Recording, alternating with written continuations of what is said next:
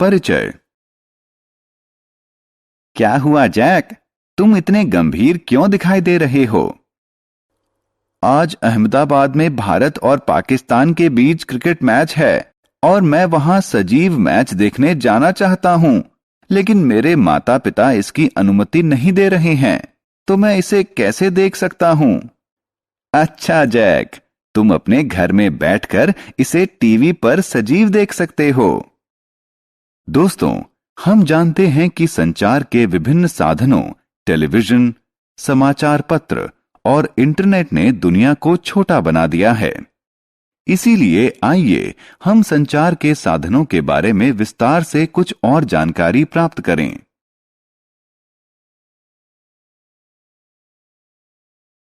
आओ सीखें।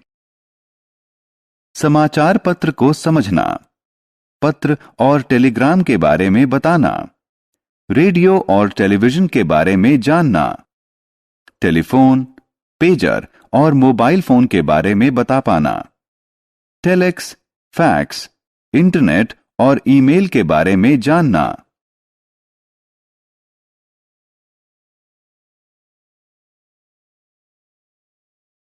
समाचार पत्र।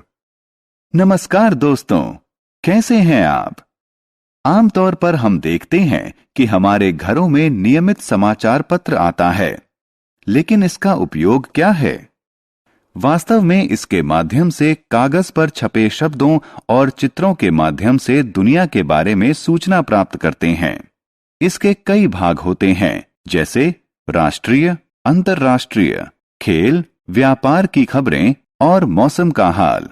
हम जानते हैं कि इसमें आपके लिए भी एक खास भाग होता है, जिसमें कहानियां, कविताएं, चुटकुले और पहेलियां प्रकाशित होती हैं।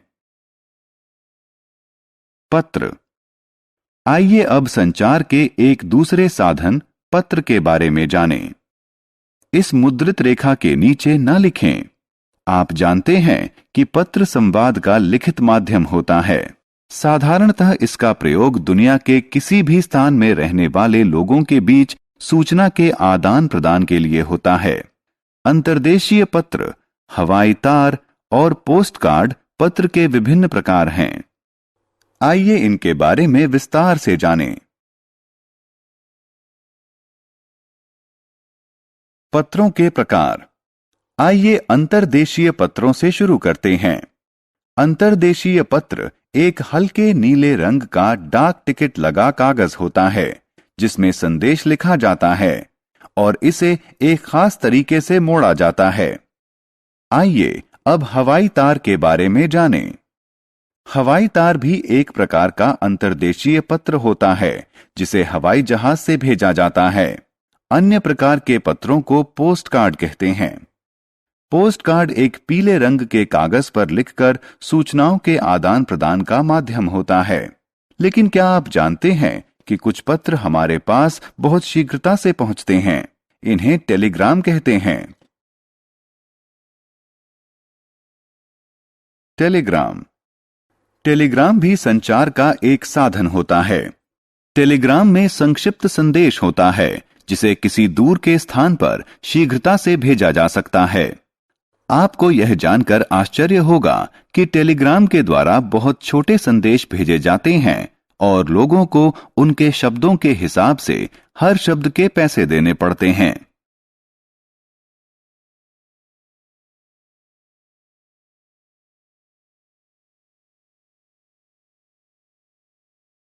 रेडियो और टेलीविजन। लेकिन क्या आपने उन लोगों के बारे में सोचा है जो पढ़ नहीं सकते?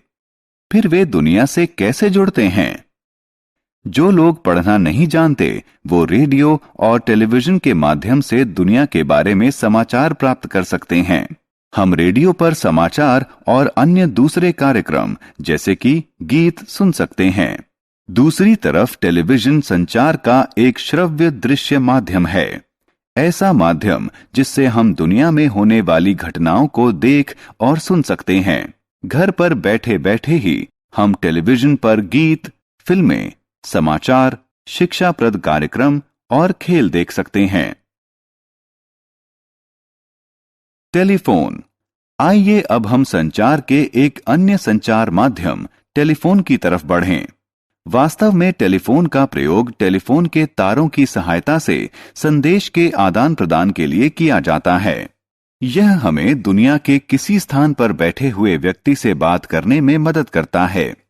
दिन प्रतिदिन तकनीकी में होने वाले विकास के साथ टेलीफोन का स्थान पहले पेजर ने लिया और उसके बाद मोबाइल फोन ने। आइए अब इनके बारे में और जानें।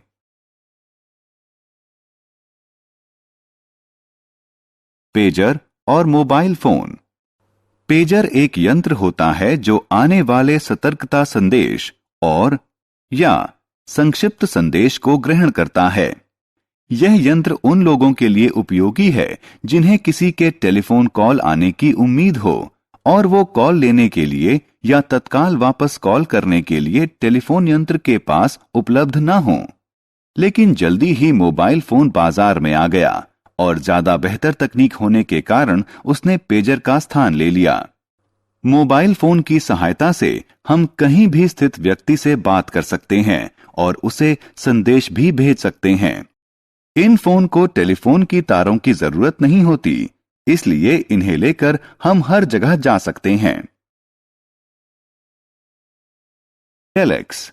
टेलेक्स एक अन्य संचार माध्यम है जो टेलीप्रिंटर की सहायता से मुद्रित संचार की सुविधा उपलब्ध कराता है।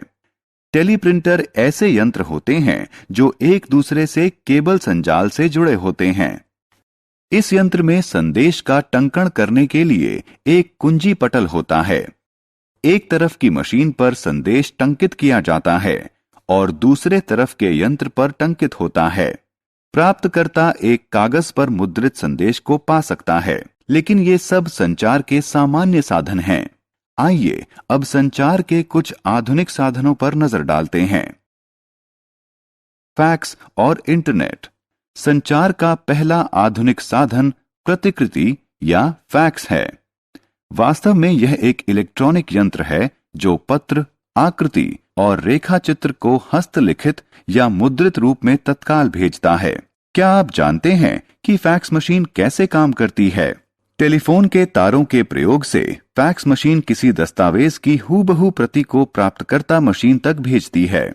इलेक्ट्रॉनिक मेल या पत्र, जिनका लोकप्रिय नाम ईमेल है, भी संचार का आधुनिक साधन है। यह कार्यालयों में लोकप्रिय है।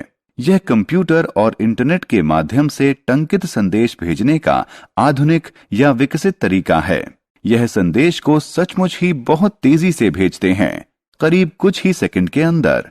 इंटरनेट की सहायता से होने वाले वॉइस चैट और वीडियो चैट भी संचार के आधुनिक साधन हैं। हमने क्या चर्चा की? समाचार पत्र हमें कागज पर मुद्रित शब्द और चित्र के माध्यम से सूचना देता है। पत्र कलम की सहायता से कागज पर लिखा संदेश होता है।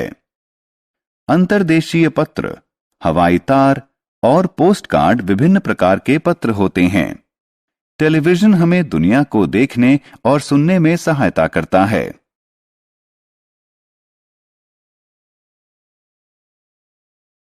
टेलीफोन और मोबाइल फोन से हम दुनिया में किसी भी स्थान पर स्थित व्यक्ति से बात कर सकते हैं।